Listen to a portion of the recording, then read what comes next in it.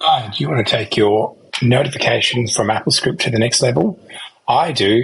I want to be able to open my log files when they're generated from Applescript directly into the console app just by clicking a button. Hi, welcome to Mike's Tech, where I explain how to solve life's technical challenges using automation and other technologies. And today I've got something I've been working on for about the last week, just trialing some different things, etc. And I think I might have found just what I'm looking for. So one of the things that I do in my builds automation script that comes from Hazel and actually launches shortcuts on my Mac is I create some logging that logs off to a file inside of Applescript. But what I found annoying is, that's right, where's that directory? I'm not really sure. Wouldn't it be great if I could get a notification that would just tell me, hey, the file's here, and click me and it'll open. So first of all, let's just have a look at what you get out of the box. So this is just a default notification, and we just get a test here saying test URL. Let's just make sure that I'm not, haven't got this pre-done. We do that here, and you can see that we've got that going on there. Okay, so what it doesn't really allow me to do is specify a URL. So what is another tool that you might be able to use? Now, I found terminal-notifier. It does have some things in it. It is actually pretty old. I'm actually really surprised that here in 2024 it still works quite well. But one of the features that I really liked is the ability here to get a URL. And just scrolling down a little bit, we can see here open URL. So we can specify a URL. Not only can we specify a URL, you might be thinking apple.com, we can specify a URL to the file using the file handler. And that's how I've gone about it on this instance using Applescript. So it's quite easy to install. I just use the Brew. If you're not familiar with that, Brew is like an alternative package application on the Mac. You need to install it by a terminal, etc. And to do that, Brew is just you need to install it. There's a whole thing online on how to do it. But I won't need to do that if I try to install it. I've already got it installed and it's working. Whoops, copy and pasting from a website, never without issue. All right, so it says I've already got it installed, which is correct. So some of the basic stuff that we could just do here, and we'll just do it from the command line, we'll actually use their example. Now let's just use their example. Oops. Open a URL notification is clicked. So let's have a look at what that might look like. I'll just clear this off. So they're using terminal-notifier, they're using a title, message, and then going to a URL. Okay, so this is used terminal-notifier. You can see we've got the little picture and check your Apple stock. And if we click show, I'm using a little app called OpenIn, which allows me to specify which browser we should go to. And now we're opening that up in there, so the URL works. So pretty cool stuff. So how can we use it for our files in Applescript? Okay, so I just copied in some of the stuff from my master script, just trying to keep this in a lot. So just setting the script name, we're going to use that in our notification. This command name, this is really important. We're having to use the full path. If I just try terminal-notifier, whilst it works inside of terminal, you have to specify the full path just the way that when you go to call it.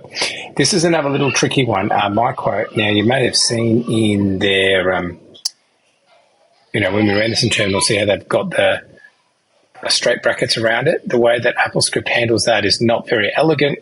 And so what this does is it's escaping the quote around it so that you can actually insert quotes around your initial string. So a bit of a funky one. So we're going to do the shell script. We're going to say my command name. Let's just have it save something to type the whole thing out every single time. We can run it multiple times. I've also got a function that goes and checks that it's actually installed, check for dependencies, so to speak, which I'll share in another video. So look, let's just, I want to try to make this as close to what we've got here. So we're going to say notification. Now we don't have a title. Let's just make sure that compiles. Right. So let's have a look at what we got. So we got here, we've got terminal notification. And now you'll see that using the default method using display notification. Oops, I see we've actually got two going on here. We actually don't want this one. That was our original one. When you do it from terminal notifier, it always comes from terminal, doesn't actually come from the app. Doesn't really make any difference. I actually tried looking into changing the icon to make it a bit, more custom. Can't get it to work. And look, it doesn't actually matter, is what I decided. So let's clear all those out.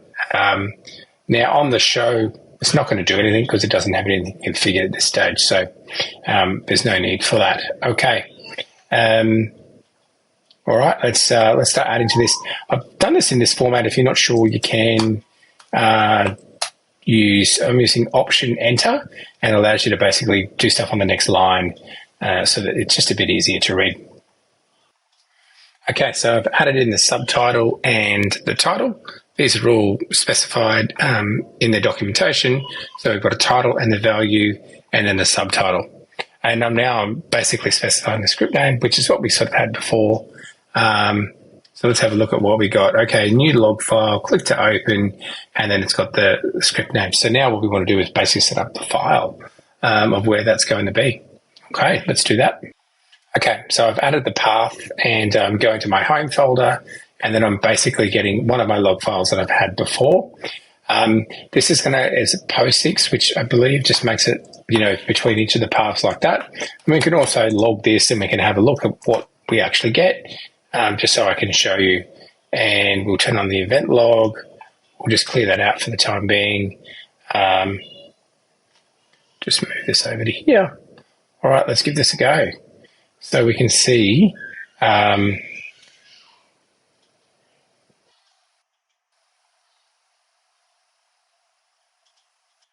yep, this is the log here. It's obviously gone all the way into there. So let's have a look at, well, we didn't actually get the URL. So we needed to add that in. So always add that as if you were adding a new section. And now we want to add in the URL. And that is down here. Let's make sure we've got the right syntax. Yep, see, it's actually open. So we'll do that and then and we're going to have to do my quote so that it gets wrapped in quotes. And we're going to try this. Well, why not? Between you and me, I know it doesn't work, but it's always a good little thing to see what would happen if we just left it as is. Okay, so if I do that and I try to click on show, nothing actually happens. It doesn't actually do anything. And the reason is because the file, this is not a URL, so it's not going to work at all. So we need some way to change the URL or change the file path into a URL. Did a bit of searching on the internet and I came up with a really interesting way to do that. So let me.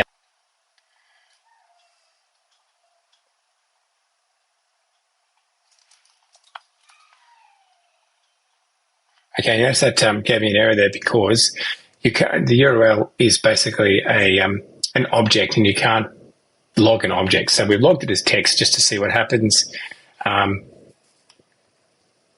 it's claiming because I'm saying file with the path, and that's doesn't seem to be what I've done. Interesting. This is what we want. This is like to see these errors. Okay, a little bit of a sneaky one is that we're going to Objective-C, which is using Framework Foundation. If you don't have that there, it doesn't work. And so found that one out the hard way. Now let's have a look. Yep, okay. So we have logged that. Let's just make this a little bit easier to see. So log file URL, whoops, wrong one. File URL, and we'll use the and. some quotes around it.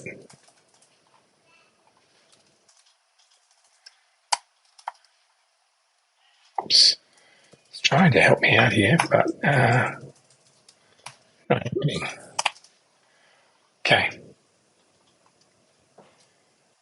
Well, a typo somewhere. Yep, it's from my 4. Whoopsies.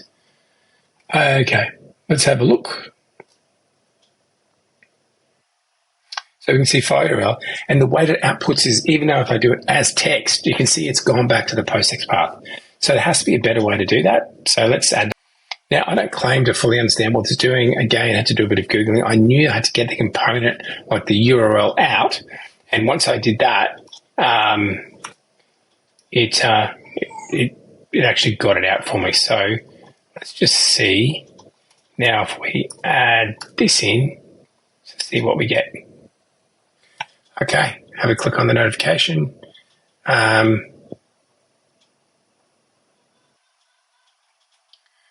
All right, this is always the challenge of not clearing these. Yep, okay. Right, we want my URL. Compile that. Okay, so we can actually see here that my URL is going correctly, and it's actually converted. See how it's put the spaces using standard HTML syntax, which is the %20 basically means a space.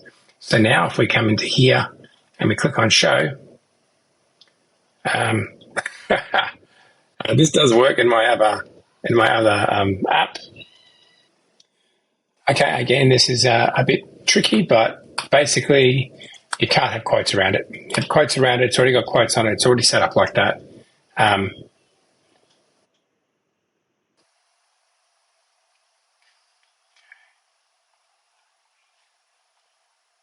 Gotta make sure you have that space, otherwise it doesn't work.